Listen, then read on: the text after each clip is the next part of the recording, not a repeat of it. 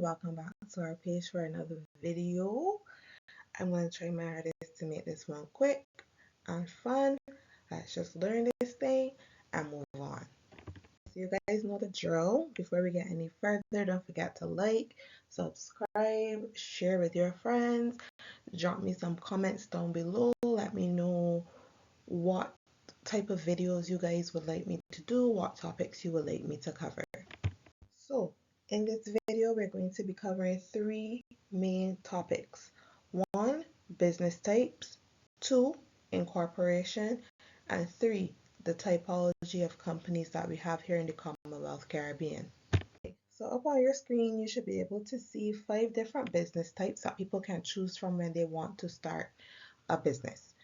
I'm going to run through them and then I'm going to stop and I'm going to speak about each one separately. So we have sole proprietorship, partnerships, limited partnerships, unincorporated associations, and cooperatives. So the sole proprietorship. This is a type of enterprise that is owned and run by one single person. With this type of business, there is no distinction between the owner and the business entity.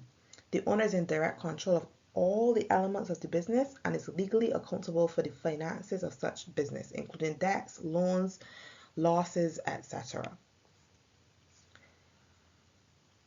The partnership. This is where 2 or more persons are carrying on business in common for the purpose of profits. So this may be found in law firms. Then you have limited partnerships.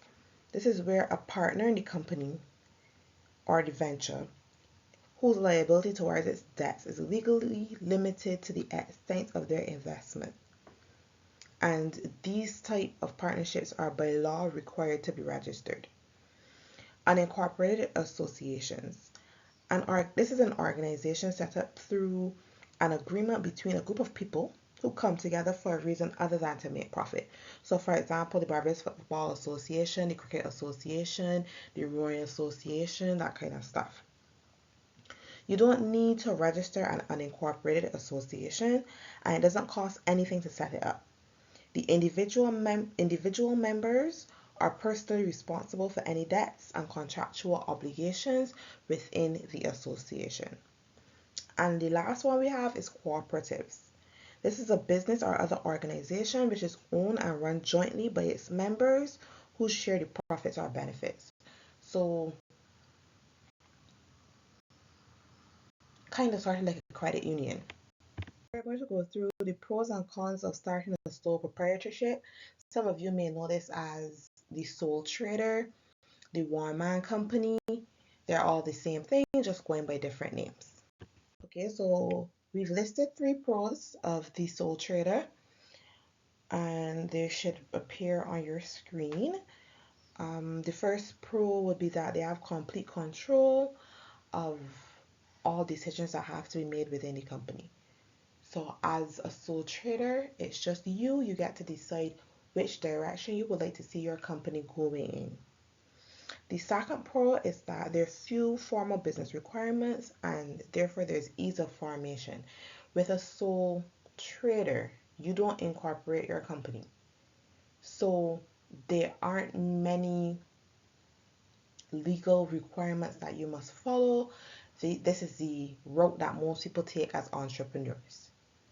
The third pro would be you can get up any day and decide that you want to sell your business.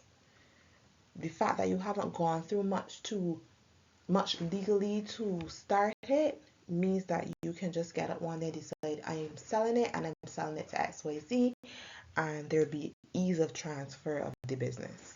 There are pros, there are cons. So we've listed 3 cons for you guys. The first one is that because there's no incorporation of the business, there's no separation between the business and the owner, and as a result, the owner of the business can be held personally liable for all the debts of the business. The second would be that all responsibilities and business decisions are going to fall on the shoulders of the sole owner. There's nobody to turn to because it's just you running this business. And the third one we all know way too well. Investment opportunities are going to be slim.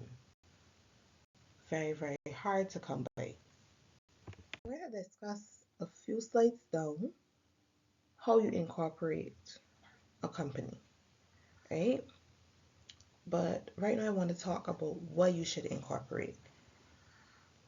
I just gave one of the reasons why you should, but we're going to discuss now why you should incorporate your business, right? I have 5 reasons. The first one is going to be you get separate legal personality, which I would have kind of discussed before. So the company and the owner now become separate entities. Therefore, the personal assets of the owner cannot be affected if the business is sued. Once you incorporate, if someone sues the business, that comes out of the business assets. Your personal assets cannot be touched. Right? The second reason would be you will have shareholders, and the shareholder can freely transfer his shares, unlike a partnership where the consent of the other partners must be obtained. The third one would be perpetual succession.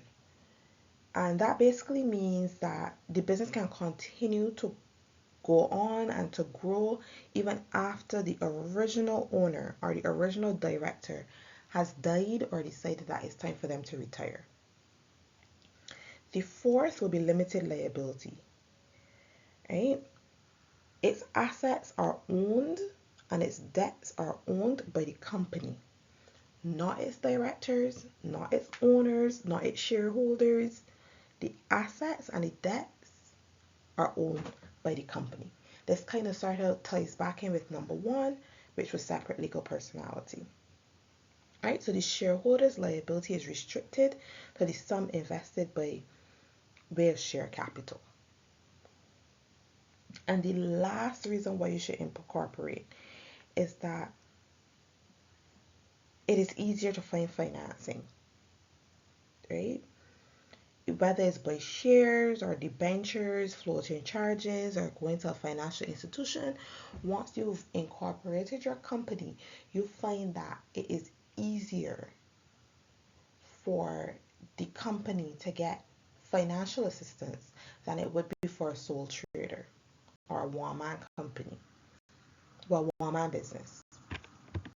Sometimes where there are advantages, there are disadvantages. So I have 4 disadvantages of incorporating. The first one would be that a company, once incorporated, is going to be subject to formalities and costs associated with the company's act within a certain jurisdiction. The second one would be the owners of incorporated businesses will have to invest in accounting staff and all different types of staff once incorporated, because you have to do things like minutes, economic substances, and that kind of stuff. The third one would be that the company is required to comply with state taxes such as NIS and VAT. And the last one would be separate legal personality. Now, yes, this was a reason why you should incorporate, but it could also be a disadvantage. And here's why. Because once this exists, company funds are separate and an account must be made for all expenses. Therefore, directors cannot just go and tap into company funds for their own personal use. Because once you incorporate, an account must be made of all expenses and all income. So you can't just decide you can go and take up money and go on a vacation and do all kind of stuff. Okay, so we're going to spend a little time on this one, which is how the incorporation is achieved. Now, the territories in the Commonwealth Caribbean are broken down into old law jurisdictions and new law jurisdictions. So your old law jurisdictions will be like the Bahamas, Belize, St. Kitts, and Montserrat, whereas your new law jurisdictions will be like Barbados, Guyana, Jamaica, the OECS states. So in the old law jurisdictions, we're going to tackle that first. Incorporation is achieved by lodging the Memorandum of Association and the Articles of Association. The Memorandum of Association is the basic and premier constitutional document which defines the company's power and capacity. It consists of several clauses and subclauses. The Articles of Association and the Memorandum of Association must be both provided together on the formation of the company. And it's important to note that the Memorandum of Association and the Articles of Association are the two most important documents needed for registration and incorporation of a company. The Memorandum of Association of a company contains the fundamental conditions upon which the company has been incorporated. The Memorandum of Association is a document of great importance in relation to the proposed company. It contains the objects for which the company is formed and therefore identifies the possible scope of its operation. The Articles of Association of a company are its bylaws or rules and regulations that govern the management of its internal affairs and the conduct of its business. It's important to note that all the companies in the Caribbean contain a definition of the expression of company, and they provide to the effect that a company means a body corporate that is incorporated or continued under the act in question. Now, if you purchase our Introduction to Company Law in the Commonwealth Caribbean ebook, you're going to find in there a sample Memorandum of Association and a sample Articles of Association. So you get to see what they look like and the clauses that it contains. Now, in the new law jurisdictions, you have to file Articles of Incorporation and a Notice of Directors. And you would also get to see what those forms look like inside of our ebook. There are also examples of those forms in there. The ebook can be purchased from our website for $5 US. One-Man Company. This is a registered company that has only one shareholder, and it is going to be a private company. There are two types of one-man companies. There's a de facto one-man company and there's a de jure one-man company. De facto by virtue of fact, de jure by virtue of law. The de facto one-man company is a company which operates as if it were a corporation, although it has not completed the legal steps to become incorporated. A de jure one-man company, this is a fully incorporated company, which indicates that all the statutory requirements for properly forming a corporation have been fully met. Private companies are companies whose shares may not be offered to the public for sale and which operate under legal requirements that aren't as strict as those for public companies. Public listed companies are companies whose shares are traded freely on the stock exchange. If you purchase our Introduction to Company Law ebook, you will see that there's a chart with a distinction between private companies and public companies.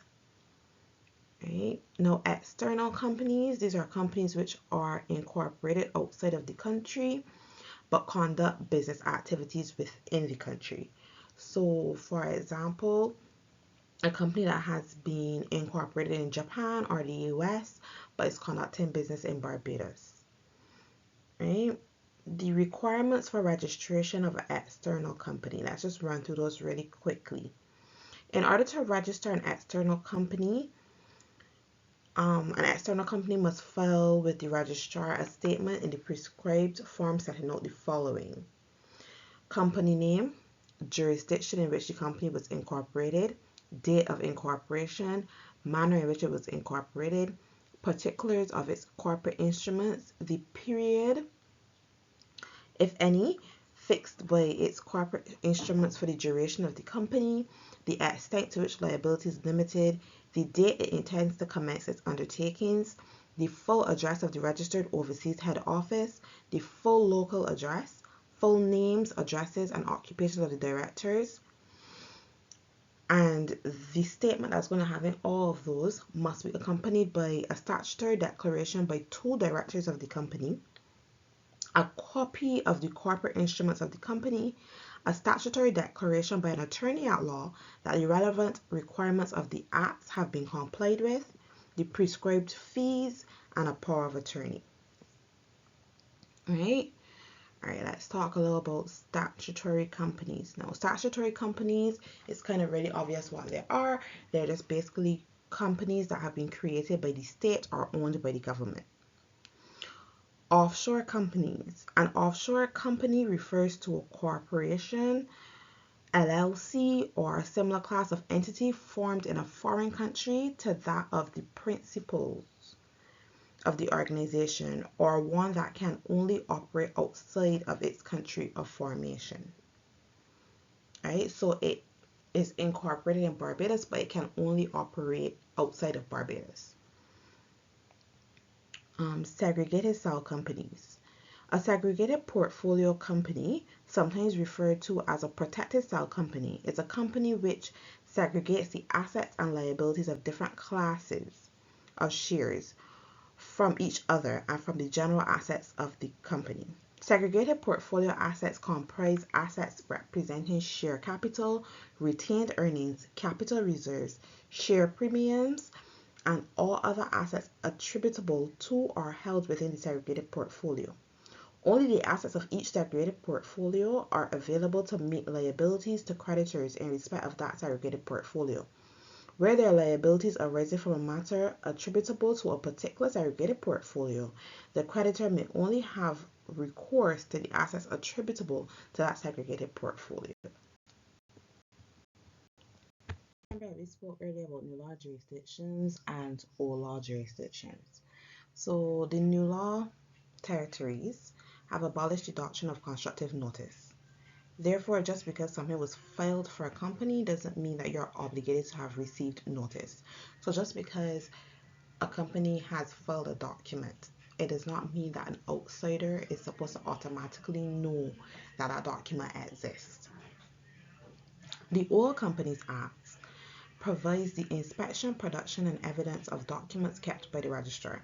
It provides that the memorandum and articles, when registered with the Registrar of Companies, become public documents, and then they can be inspected by anyone on payment of a nominal fee. Therefore, any person who contemplates entering into a contract with the company has the means of ascertaining and is thus presumed to know the powers of the company and the extent to which they have been delegated to the directors. In other words, every person dealing with the company is presumed to have read these documents and understood them in their true perspective. This is known as the doctrine of constructive notice. Just remember, new law jurisdictions have abolished this doctrine. Notice about the contents of the memorandum and articles is said to be within the knowledge of both members and non-members of the company. Such notice is deemed notice in case of members and a constructive notice in case of non-members. So for members, it's notice, constructive notice for non-members. The rule of constructive notice extends not merely to the memorandum and articles, but also to all such documents as are required to be registered with the Registrar of Companies. There is, however, no constructive notice of documents which are filed with the Registrar of Companies for the sake of record only. The effect of the doctrine of constructive notice is harsh on the outsider who does business with a company. An outsider who dealt with a company is deemed to have a constructive notice of the contents of the documents of the company. An outsider cannot claim relief on the ground that he was unaware of the powers of the company in case of ultra vires of the company.